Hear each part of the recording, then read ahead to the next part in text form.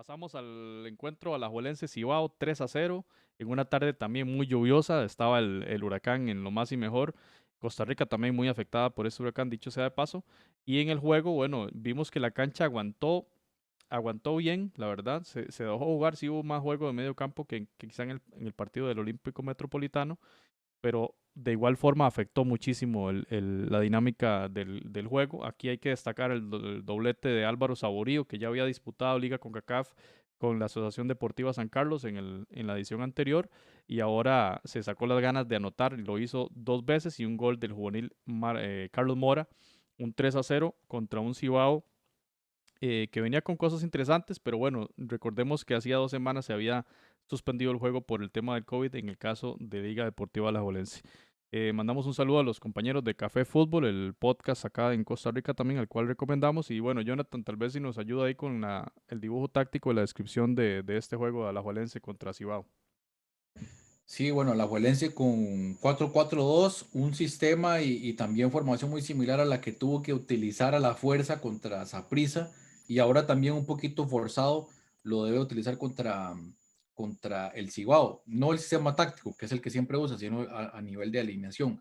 Y en el Cibao un 4-3-3 muy marcado, en el que en definitiva pues el jugador clave ahí era Charles Herold Jr., que tuvo un partido para mí decepcionante, aunque incluso siendo decepcionante fue el mejor. Y con esto ya digo mucho porque realmente el Cibao en defensa fue muy, bueno, realmente casi amateur, y lo digo con el mayor respeto posible. En algunas jugadas, sobre todo en defensa, se veía muy mal. Como decía, algunas jugadas casi amateur. Por la banda derecha, Alajuelense hizo fiesta, y el penal sí me parece que un poquito discutido, pero dejando eso de lado, el equipo del Cibao hizo realmente aguas. Creo que Alajuelense realmente ya sí, a los 23 minutos iba ganando 2-0, 37 minutos iba ganando 2-0, y a partir de ahí lo de Alajuelense fue prácticamente caminando, no metió el acelerador, porque si no el Cibao se podía haber llevado una goleada peor.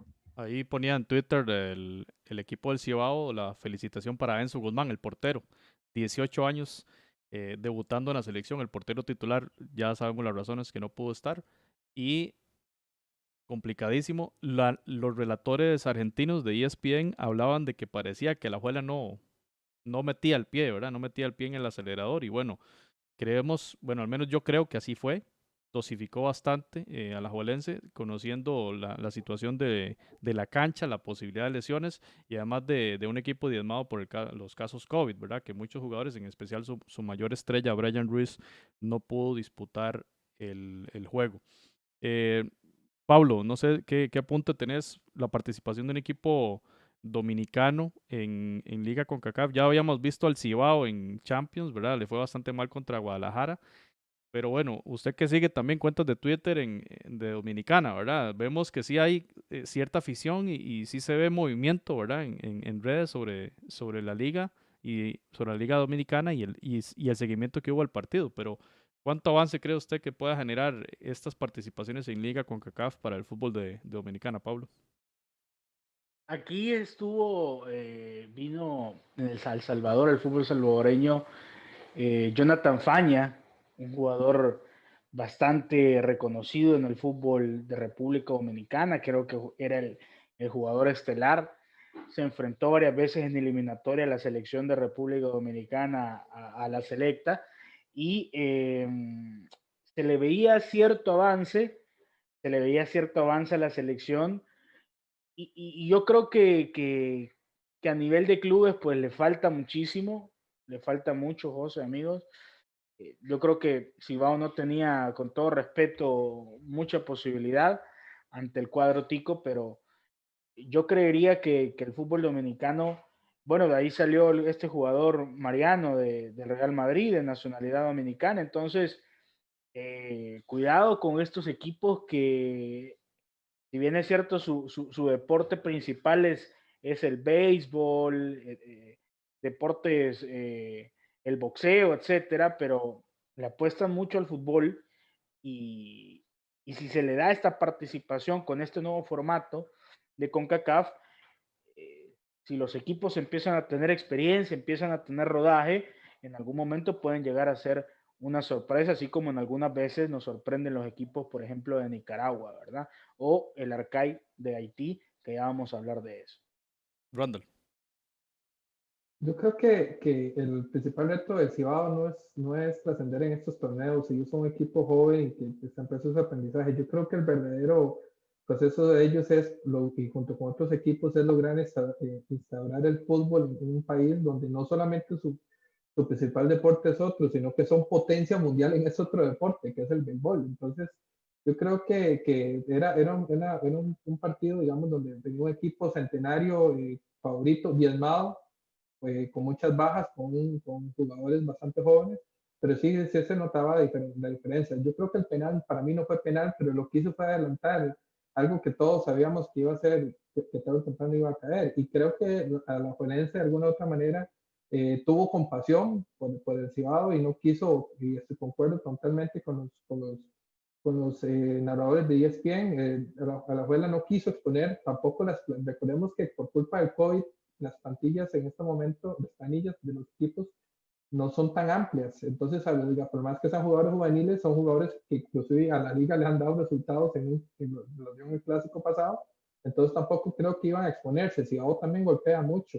La cancha estaba muy, muy, muy anegada y prácticamente el portero Vargas, que por fin veía una oportunidad de titularidad, no le llegó ni una sola bola para salir en cámaras. Entonces, creo que fue un partido prácticamente con poco que comentar y esperar que el fútbol dominicano siga creciendo. Necesitamos alternativas en el área de CONCACAF y ojalá que estos equipos como el Cibao empiecen también a crecer. Y también recordar que el máximo goleador del fútbol costarricense de todos los tiempos nació en República Dominicana, que es Víctor Mambo Núñez. El Mambo Núñez. Bueno, ahí tenemos una imagen donde relata bien, donde se refleja bien el estado del terreno de juego. Sin embargo, como decimos, creemos que aguantó bastante bien. El 100% de los votos en Twitter fueron para la Alajuelense en esa pregunta que tiramos sobre quién pasará a octavos de final. Efectivamente pasó a la Alajuelense y el jugador del partido, Álvaro Saborío, especialmente ese segundo gol donde la pega de aire, ¿verdad? Muy buen gol, con un poquito de complicidad del arquero quizá, Enzo Guzmán, pero también en el penal, y me sorprendió que no lo comentasen los narradores de ESPN, el tema de cómo Saborío cobra muy particularmente el penal, ¿verdad? Donde se queda mirando el arco. Él no vuelve a ver hacia abajo. Hay que ponerle cuidado a esa repetición muy interesante. Como Saborío tiene mucha efectividad desde los 11 pasos. Dice Edwin de la O Rojas que Alajuela se perfila como finalista junto a Saprissa en esta competición. El San Francisco publicaba inmediatamente después del partido esta imagen. Sanfra versus Alajuelense en octavos de final.